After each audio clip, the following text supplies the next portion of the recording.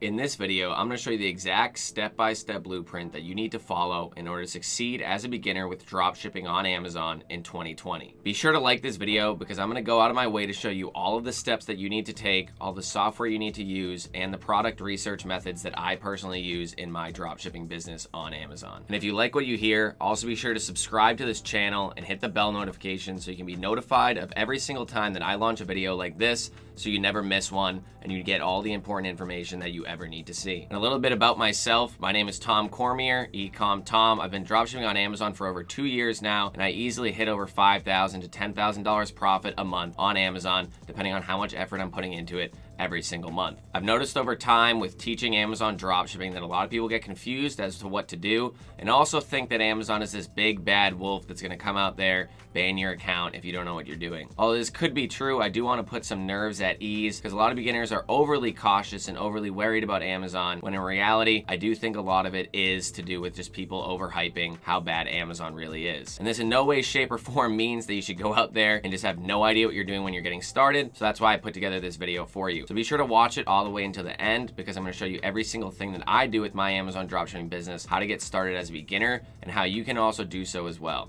I'll see you inside my computer. All right, so the number one step that you need to follow is actually just opening up an Amazon account. Although it's pretty easy to do, it's not as easy as starting something like an eBay account, so you do need to put some time and effort into it. I also do have a video linked up above that I can share with you guys on how to get started. I've made that whole video for you already, but you have to realize that every so often, every few months, Amazon does change the way that you sign up for an account, and I can't keep a constant video up to date on how to do so. So you do want to come to the Amazon Become a Seller website right here, and you just want to click sign up. After you click sign up, you want to make sure that you're signing up for a professional account. Yes, a professional account does cost $39.99 a month, but you must realize that in order to actually get the buy box, which is something we will talk about in a bit, you will need to have a professional account no matter what. So if you sign up as an individual seller, first off, if you sell more than 40 items in the first month, you literally are losing money compared to having a professional account. This is because individual sellers get hit with an extra $1 fee on every single transaction when professional sellers do not actually get that fee. So you want to sign up. You don't need to have a business. You don't need to have an LLC. You can sign up as an individual or just as a human being. But one thing to realize is that the more legitimate you are when you first get started, you will really benefit from it later on down the road. So if you actually have an LLC, a business bank account, a business location, and everything like that, business phone number, it's much easier to get started, and it's going to help you out so you don't have to change things later on down the road if you become more legitimate in your business. So all you have to do is go ahead and sign up, and after you sign up and have an account, we'll go over the next steps that you need to take. All right, so an optional second step that you might want to take is something that people call seasoning your Amazon account. So when you first start an Amazon account, one of the hardest things to do is actually get that account off the ground. Amazon will sometimes hit you with some form of a suspension saying that your items are illegitimate or anything like that, even though they really aren't. And that's just really trying to stop bad sellers from frauding people right off the beginning, and also just trying to clean up their marketplace and their act a little bit. One of the things that a lot of professionals and actual coaches of Amazon dropshipping teach is to season your Amazon account. This means starting with Amazon FBA. If you're buying the items in bulk up front, then there's no way that you could have been selling illegitimate products to begin with, although they could still hit you with some form of illegitimate error or something like that. It's very rare that it will happen. There's tons of videos on YouTube on how to actually do this. I don't actually have any at the moment, but I do plan on putting some up because I do Amazon FBA at the moment, but I just got started with it. So there's tons of videos out there. All you need to do is usually go to a local Walmart or a retail chain store or something like that. Go find items in the clearance section or something like that you know you can make money off of based off Amazon's price. And that's the only way that you can get Prime by, or one of the only ways you can get Prime by Amazon on your listing. From there, you're gonna buy some items in bulk and ship them into the Amazon warehouses yourself. And at that point in time, it's a lot easier to get your account started that way. From there, Amazon will see you as a more legitimate seller to get started, and then you'll actually be allowed to get started with dropshipping a lot quicker. I personally did not do this, but as Amazon gets more strict as time goes on, I do suggest starting and seasoning your account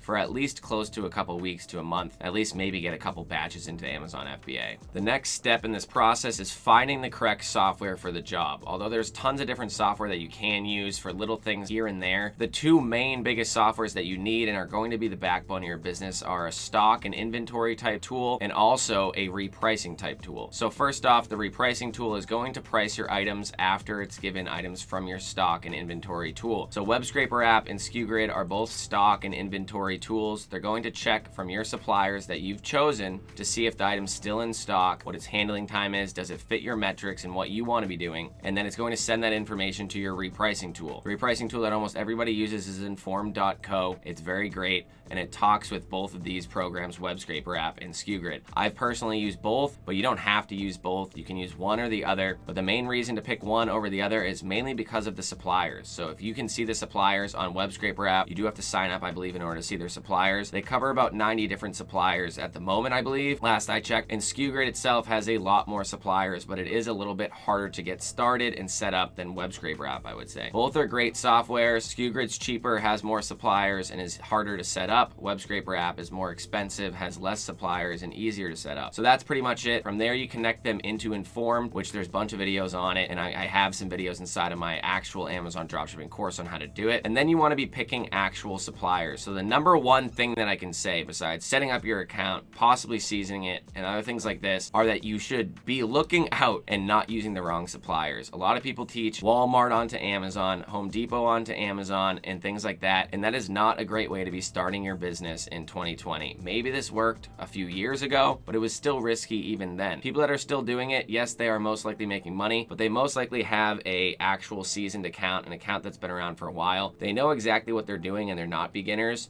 And they're fighting for literal peanuts on the internet, and that's not what you should be doing. You should be looking for suppliers. Like I said, there's over 450 on this list from SKU Grid, just for the United States alone. You should be looking for suppliers that are more obscure and can get you higher profit margins, so you don't have to be fighting for peanuts. You don't have to be doing a ton of sales in order to be making a lot of money, and you can go out of your way and actually make good money with less work and feel that you can put your head on your pillow at night and not be worried about your account magically disappearing from you overnight. So that's the software that you should be using. We're gonna go into the last step of product research, and at that point in time, you should be pretty much ready and have a lot of the tools that you need in order to get started with your Amazon dropshipping business in 2020. All right, so this is the final part where you're actually doing the Amazon dropshipping aspect of Amazon dropshipping. So we got everything set up. We possibly seasoned our account, and at that point in time, we picked what repricing software we were gonna do. And now we're gonna go look through these programs and actually find some suppliers. So say you look through these suppliers and you find one that you like. One thing I'm usually looking for is fast shipping times, great handling times, easy return policies, tax exemption for future reference. When you are buying from them, you should not be paying sales tax because you will not be the end consumer of the item. Sales tax is only for the end consumer. So if you can get tax exempt saying that you're a reseller to these suppliers, then you're going to actually have a huge leg up and advantage on the competition that may not be tax exempt. So let's say you went through all these suppliers, and maybe you've been in these Facebook groups or on Instagram or anything like that, and you've heard of people talking about Lowe's or some other supplier outside of the Walmart and the Home Depot. Although Lowe's is pretty similar, I would say it's a lot safer to use than Walmart and Home Depot, although I personally do not and would not usually use them. But let's just say, for the sake of things, you chose Lowe's. So what do we want to be doing in order to find Lowe's items on Amazon? So one thing that I like to do is find the supplier first, then find their items on Amazon. And the biggest way to be doing this is looking for private label brands of these suppliers. And although this might sound confusing, if you go to Lowe's and you find out what their private label brands are, and private label brands means they're brands that are only owned by and inside of Lowe's stores. So Lowe's owns this brand. Lowe's goes out of their way to private label these items and these brands and sell them in their store. If they're being sold on eBay or on Amazon, they're private label brands, and you know that Lowe's doesn't sell on eBay or Amazon, that means that somebody is drop shipping those items onto eBay or Amazon, or they're sending them into FBA for Amazon. So once you find the private label brands, most big name retailers and a lot of actual websites do have their own private label brands. Like Walmart has Mainstays, although I did say stay away from it. Lowe's has other private label brands. So the easiest way to be doing this is literally searching Lowe's private label brands. At this point in time, you will find a list of Lowe's private label brands. It usually pops up pretty quickly. Could be inside of a Wikipedia article, anywhere like that, maybe even on their own store. But one thing you need to see here is there's private label brands include Cobalt, Allen Roth, Blue Hawk, and then you find Harbor Breeze. So I searched Harbor Breeze. I know it's a list, a brand of a bunch of ceiling fans. So at this point in time, I Googled Harbor Breeze, and I will go back to the actual Google search. I Googled it,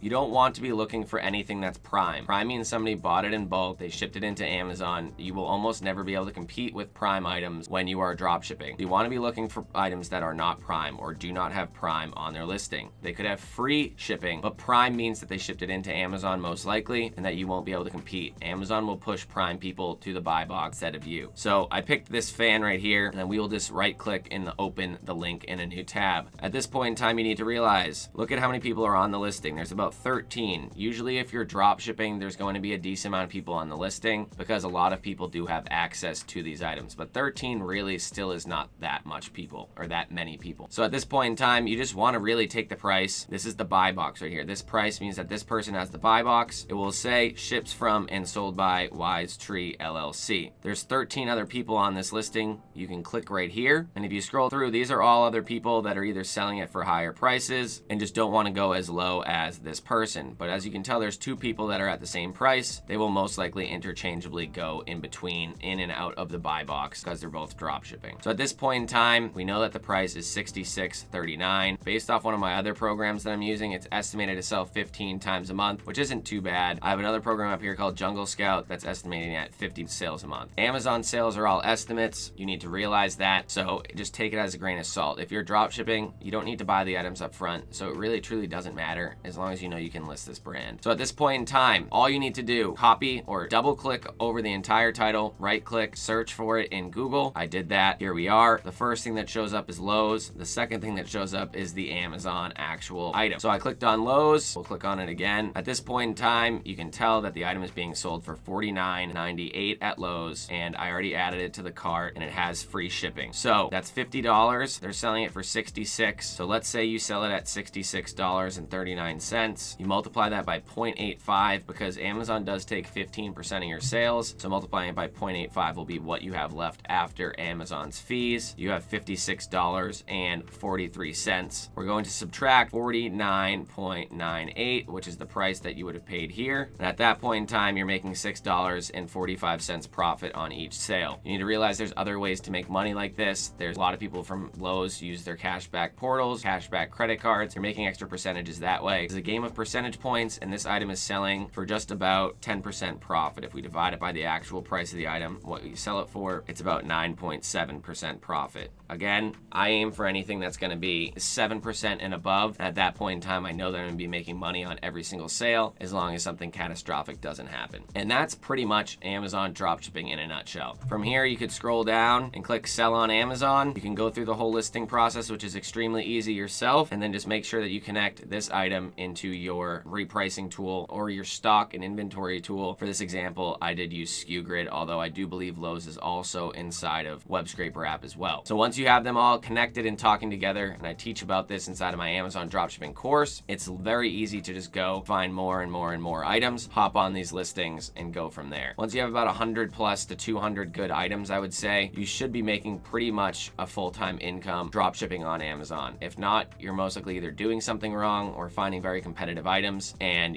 just really not using your listings to the best of your capability. I would rather have less listings on Amazon and make more money, very good listings, than having a ton of listings up that might not sell. So that's pretty much it for Amazon dropshipping. If you did like this video, be sure to smash that like button. Also check out the playlist that I have on Amazon dropshipping because of course there's a lot more to go into and a lot more depth. Also, if you're interested in a free $1 trial, if you made it this far, I'm sure you are actually dedicated and want to learn Amazon dropshipping. If you're interested in a free $1 trial, check down below in the description. You'll get the first 10 videos of my Amazon dropshipping course for $1. That's about it. If you like this video, like I said, please smash that like button, subscribe, hit the bell notification, and I'll see you in the next video. Thank you.